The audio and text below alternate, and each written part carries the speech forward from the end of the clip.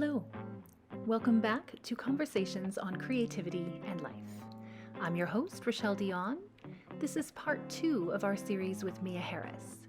Join us as we discuss mindfulness, meditation, and among other things, the primacy of voice. Everybody is born with the right to use their voice and have music in their lives, and it's something that everybody can do. Like, there is no question about that.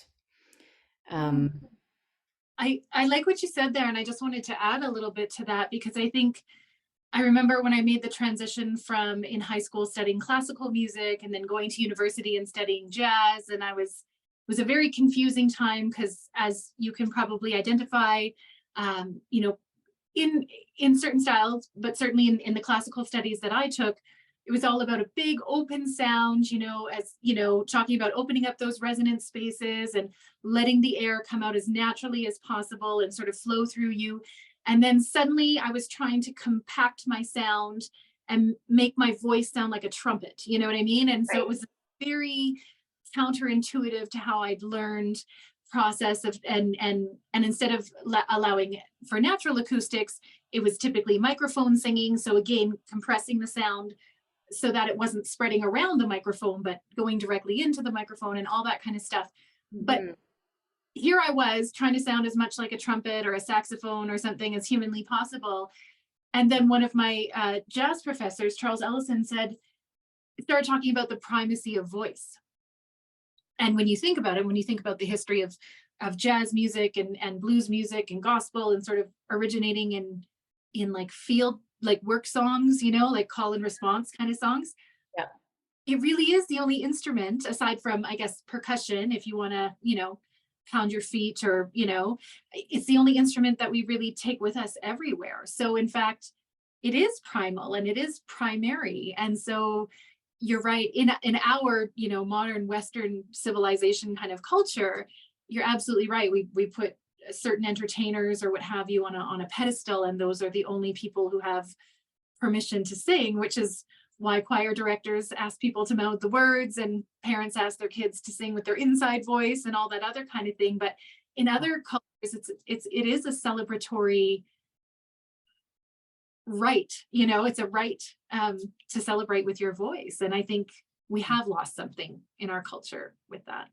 Yeah, and I don't know, maybe this is just me and the communities that I've surrounded myself with, but it feels like people are moving away from this sort of goal-oriented way of moving through life and focusing more on the process of whatever it is we're doing, because I think performing is great, and it's wonderful. I love performing. It's enjoyable, but it lasts for one night or a run, which, I don't know, is a very limited amount of time, considering that the amount of time preparing is far, far, far greater than the amount of time in performance. And I do think it's important to be able to share, but there are so many ways of sharing without performing, and so to me, the greater gift for the artist anyways is through being present in the process. And I think our culture is maybe shifting a little bit and acknowledging that and realizing that if we can really enjoy the process, then we're building enjoyable lives. Yeah, absolutely. As opposed to focusing on the end goal, the end result, and especially that idea, that evasive thought of happiness, that I'll only be happy when I reach the end goal. Well, you may set yourself up for never having the opportunity to be happy, because do we ever reach the end goal, or do we just raise the bar once we get there? And so you're right, that return to simpler ideas, that present moment awareness, enjoying the activity of walking, of breathing, of, being with a pet, being with a family member, being with, friends, and staying aware and staying present. There is a return to that in the culture, at the same time that we are still a part of this feeding frenzy for,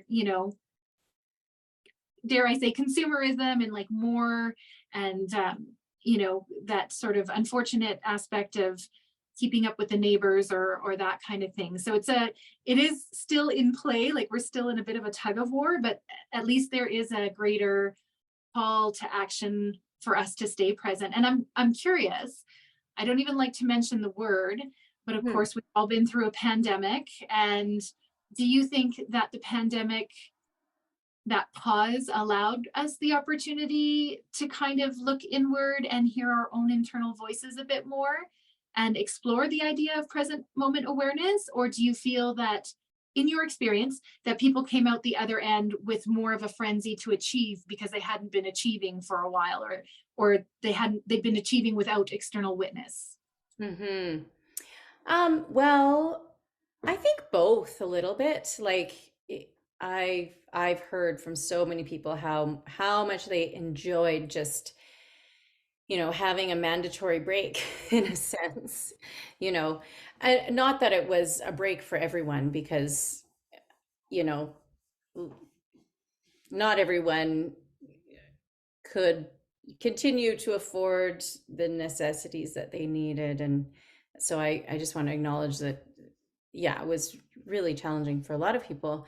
But I do think that it was nurturing in a way of not having this sort of go, go, go mentality. And I think it maybe scared people in a little bit of a way too, because that's when anything we become comfortable with becomes safe in our mind. So breaking free of that can be a little bit scary.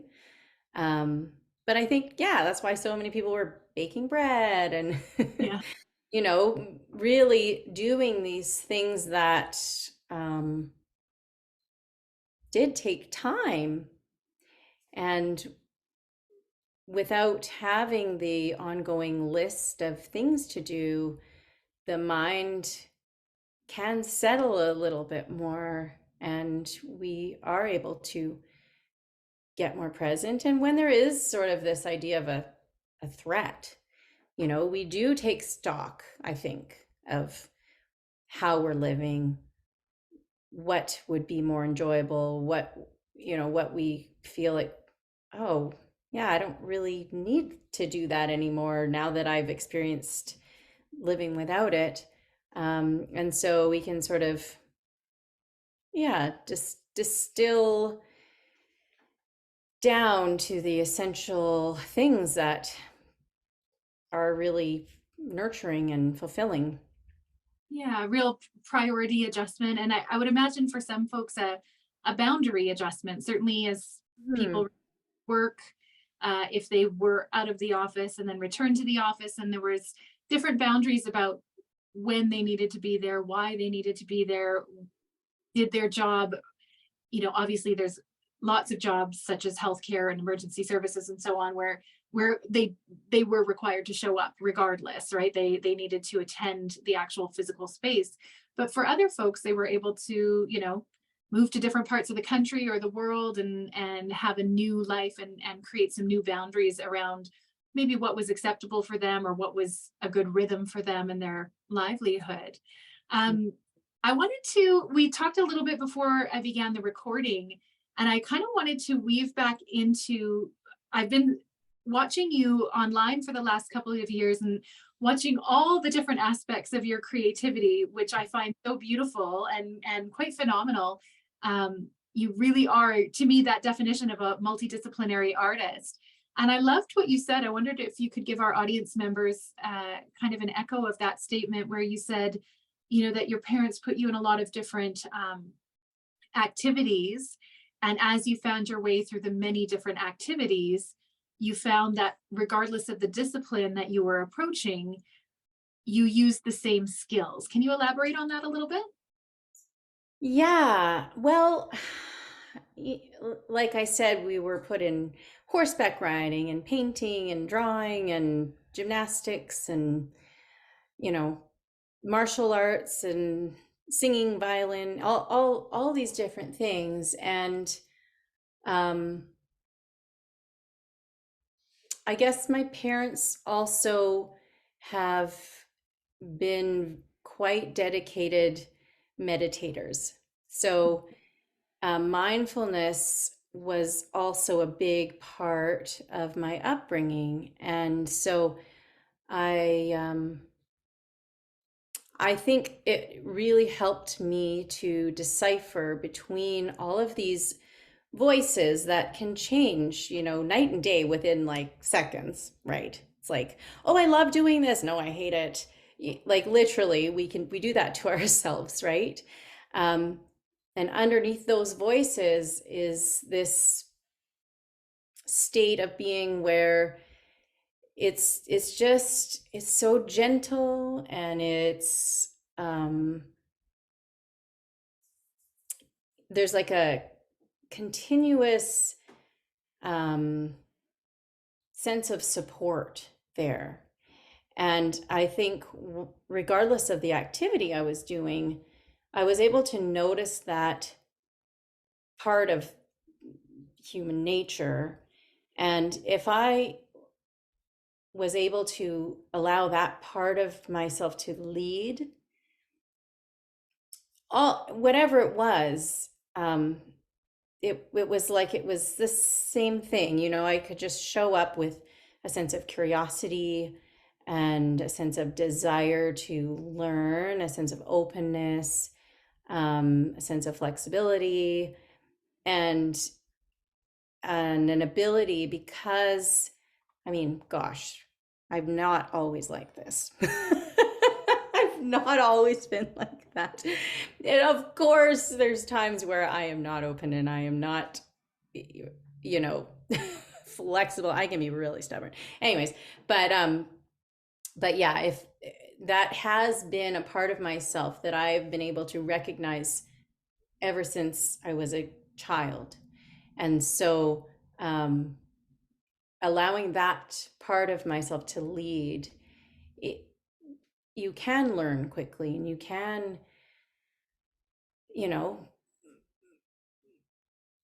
balance how you pick up a new skill.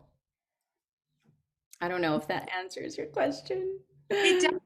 And it also kind of brings forth this other example that I wanted to get back into a little bit. And that's incredibly cool that your parents were both meditators. I certainly grew up very differently. I don't think anybody was looking inward to kind of get that information in my upbringing and in, my role models. There was definitely, a respect for authority. There was definitely a respect for, the teachings of religion, or the teachings of the parent, or the teachings of the family. And so a lot of stuff came down down upon me.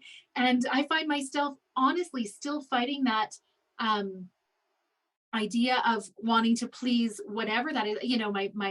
My grandparents, for example, were maybe the last link to that specific religious culture that was present in my early years. And they're no longer with us, but I'm still trying to please people that aren't on this earth anymore, and so that's such a deeply ingrained thing. And so I really appreciate that you learn to turn inward early and turn inward in a positive sense and listen to yourself. For those of us who grew up in a very different environment, I'm wondering if you have any, because I know a lot of people hear the word meditation and their eyes glaze over and they already think it's impossible for them, especially those with a lot of inner mind chatter. So do you have grounding techniques that you use with your students, or what ways do you get those folks who have a little less present moment awareness? How do you get them to start focusing inward? Well, meditation isn't just about sitting there and doing nothing. That's one way, right? I think, I used to do a lot of rock climbing, and I found that quite meditative because it's really just about focusing the mind.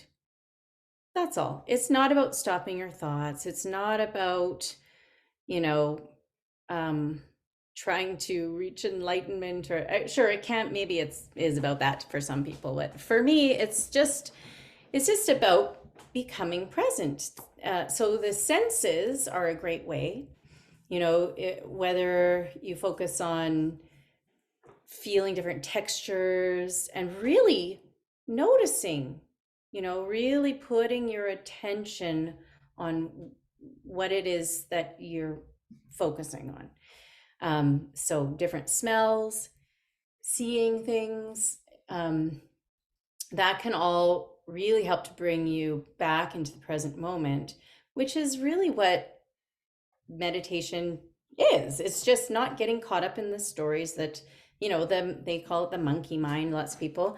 So even things like going for a walk, but making sure that you're not reviewing your day and thinking about a conversation you had with your coworker or your mother or whatever, but it's actually being with the tree, really seeing the clouds. And a lot of times I'll take off my shoes and just walk around barefoot and feeling the stones engage with my feet, feeling my weight on the ground, smelling the air. Like, all of these things are very doable, and it just takes a willingness to really dive into. And what I found is that the more I dive into a certain aspect, whether it's, the space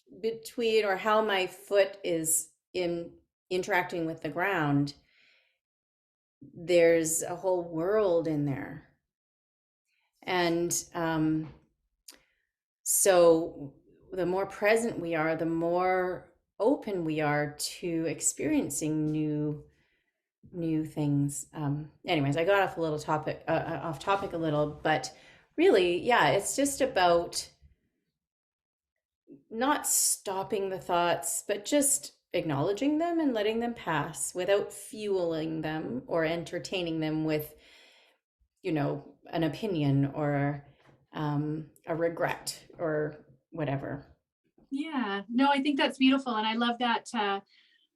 I'm terrible at mindfulness. I've moved into and away from it so many times in my life. And it is still very much a conscious process for me. It's not subconscious or natural. I have to really force myself to spend some time being mindful and being present. I'm still working on that. But one of the ways that I do love to do that is that kind of 5 senses exercise. And I don't know it off the top of my head, so I might get the order wrong, but that the idea that you pick 5 things that you can see, and maybe 4 things that you can touch, 3 things that you can hear, 2 things that you can smell, and a thing you can taste, or something in your environment that really, forces you to stop all that internal chatter and really grounds you in the present moment and helps you to be aware. Yeah. Before I let you go, Mia, first of all, I've loved this conversation. Thank you so much. You're so welcome. Yeah, this has been fun. I'm so excited to hear more about your work, the work that you do with your clients, with your students, and of course, your creative work. And for folks who are interested, it sounds like your next big show is at the Dream Cafe on June 1st. You and Sarah Senecal will be singing Edith Piaf tunes. Is that right?